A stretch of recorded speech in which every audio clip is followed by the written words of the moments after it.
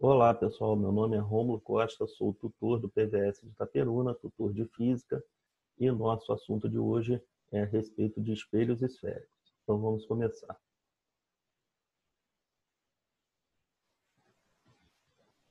Nosso assunto, espelho esférico, corresponde ao nono capítulo, a segunda parte do nono capítulo da nossa apostila de módulo 2. Ok? Então, começaremos assim.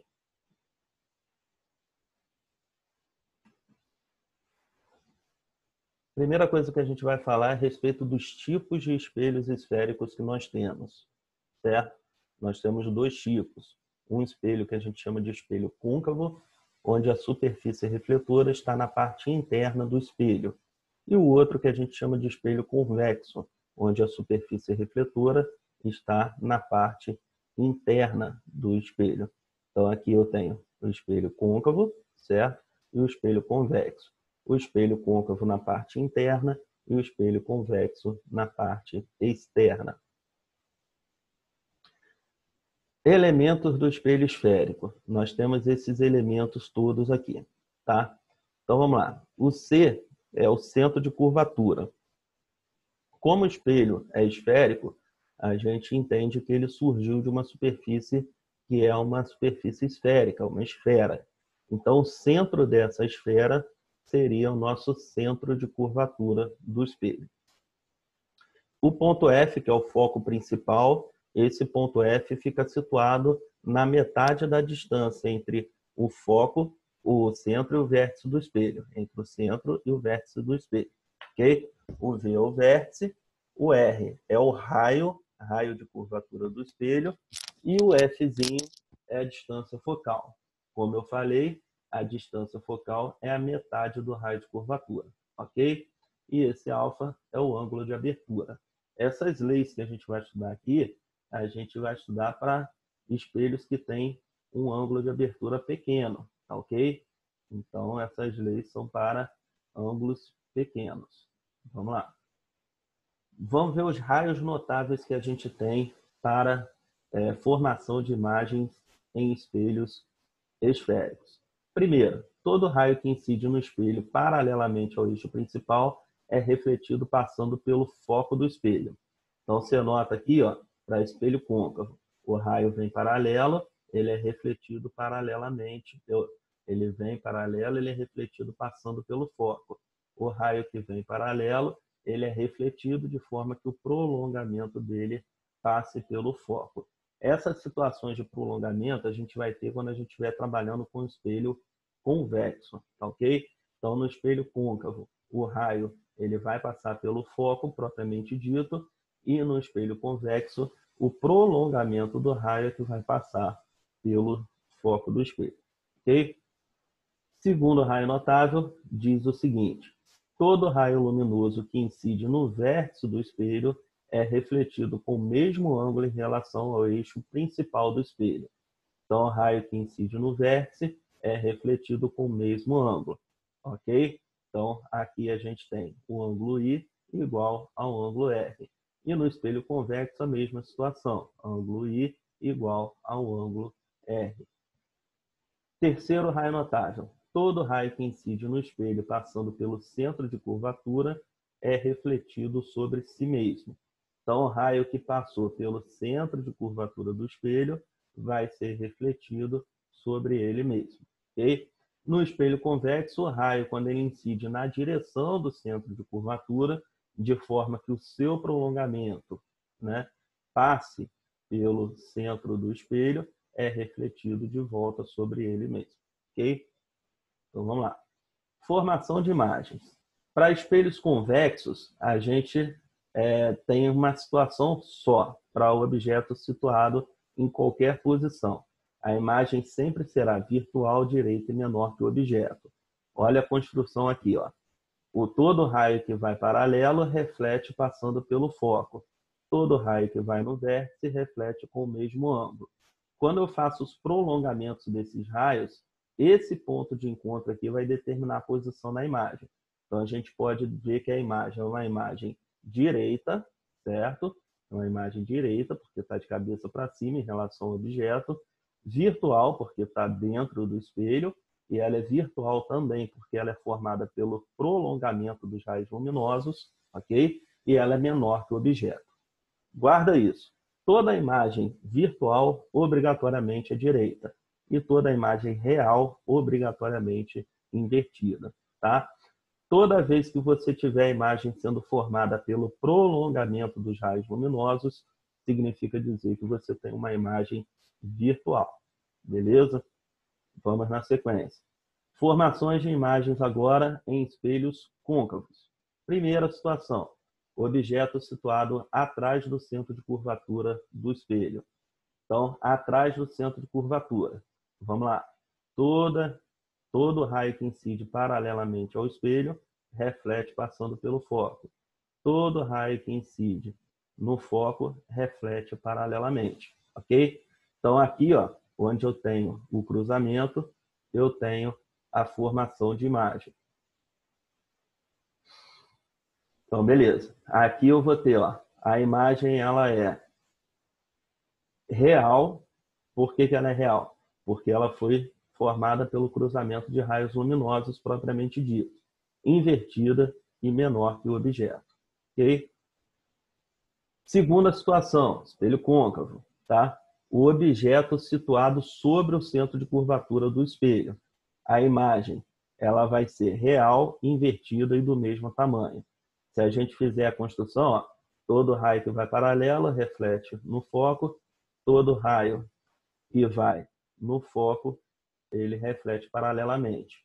No encontro aqui, a formação de imagem. Então, a gente nota que a imagem tem o mesmo tamanho do objeto e ela está invertida, ela está de cabeça para baixo. Isso caracteriza uma imagem real. Ok? Beleza. Na terceira situação, a gente tem o objeto situado entre o centro de curvatura e o foco do espelho. Então, entre o centro de curvatura e o foco, a gente tem uma imagem real, invertida e maior que o objeto. Se a gente for olhar, ó, pelos raios notáveis, todo raio que incide paralelamente reflete passando pelo foco. Incidiu no foco, reflete paralelamente. Aqui no encontro, a gente tem a formação de imagem. Então, a gente tem, ó, o objeto para cima, a imagem de cabeça para baixo. Então, é uma imagem invertida. Toda imagem invertida é real. E a gente olha aqui os tamanhos, a gente percebe que a imagem é maior do que o objeto. Quarta situação, objeto situado sobre o foco do espelho. A gente diz que a gente tem uma imagem imprópria. Por quê?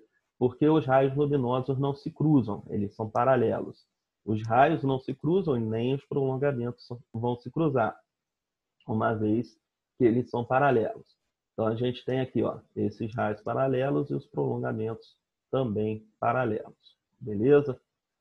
Espelho côncavo, quinta e última situação.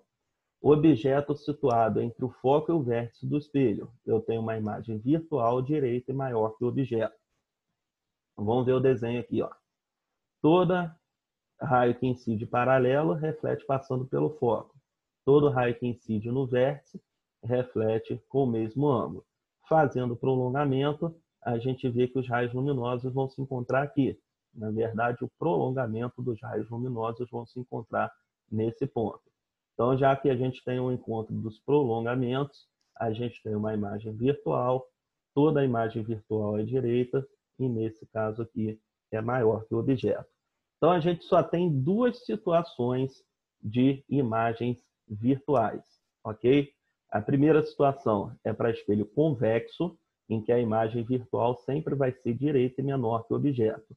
E a segunda situação para espelho côncavo, em que a imagem vai ser sempre virtual, direita e maior que o objeto, desde que o objeto esteja situado entre o foco e o vértice do espelho. Ok? Vamos lá. Estudo analítico disso daí. A gente usa a chamada lei de Gauss.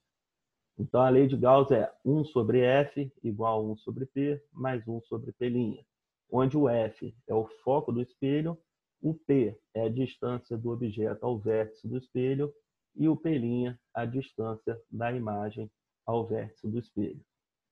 Aumento linear transversal determina se a imagem sofre alguma variação nas suas dimensões em relação às dimensões do objeto. Ok? Se o A for igual a 1, a imagem é do mesmo tamanho que o objeto. Se o A for menor que 1, a imagem é menor que o objeto. E se o A for maior que 1, a imagem é maior do que o objeto. Certinho? Vamos para alguns exemplos. O primeiro exemplo está assim. Um espelho esférico conjuga uma imagem virtual, direita e reduzida de um objeto real. Em relação a esse espelho e a posição do objeto da imagem, assinale a alternativa correta. Então, primeira alternativa. Trata-se de um espelho côncavo? Não. Por quê? Porque espelho côncavo, ele só fornece imagem virtual, direita e maior que o objeto. E aqui está dizendo que a imagem é uma imagem reduzida. Então, não é um espelho côncavo, é um espelho convexo. Sendo assim, a gente já elimina a primeira, a segunda e a terceira opção.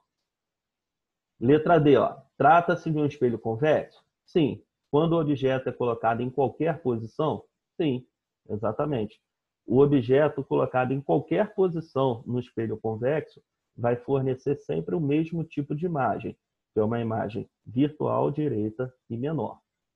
Só para desencargo de consciência, vamos olhar a letra E aqui. Trata-se de um espelho convexo? Sim. Que conjuga imagens reais? Não. Essa aqui está errada. Por quê? Espelho convexo somente vai produzir imagem virtual. Ok? Então, a resposta, letra D. Segundo exemplo. Certo espelho esférico côncavo apresenta raio de curvatura igual a 0,5 metros, que é os 50 centímetros. Ok? A distância focal desse espelho em centímetros é igual a... Então, vamos voltar lá e lembrar. Quando a gente falou, a distância focal era metade do raio de curvatura. Então, se o raio de curvatura aqui é 50 centímetros, a metade do raio de curvatura vai ser 25. Então, a resposta é 25 centímetros. Beleza? Terceiro e último exemplo. Um espelho esférico côncavo conjuga uma imagem real de um objeto colocado a 20 centímetros de seu vértice. Sabe-se que a distância focal desse espelho é de 10 centímetros. Determine a distância dessa imagem formada até o objeto. Beleza. Primeira coisa, a gente separa, são os dados. Então, separando os dados, ele forneceu o foco, 10 centímetros, e forneceu a distância do objeto até o vértice, que é o que a gente chama de P. Então, o P, 20 centímetros. E ele pede para calcular o P'. Usando a lei de Gauss, 1 sobre F, 1 sobre P, mais 1 sobre P', a gente tem 1 sobre 10, 1 sobre 20, 1 sobre P'. Então, a gente tem 1 sobre P' igual 1 sobre 10 menos 1 sobre 20. Esse 1 sobre 20 mudou de lado. Quando muda de lado, ele passa negativo. E, fazendo essa continha aqui, a gente chega à conclusão que o P' vale 20 centímetros. Certinho? Isso daí a gente também conseguiria determinar sem fazer cálculo nenhum, somente com aqueles conceitos. Por quê? Se a distância focal é 10 centímetros, o raio de curvatura é 20. Ok? Ou seja, o centro de curvatura do espelho está a 20 centímetros do vértice. Então, se o objeto foi colocado a 20 centímetros, certo? A gente sabe que a imagem vai ser real invertido do mesmo tamanho. E a gente sabe que ela vai estar exatamente na mesma posição do objeto. Tá bom? Então é isso aí, pessoal. Um grande abraço a todos. Fiquem com Deus e até a próxima.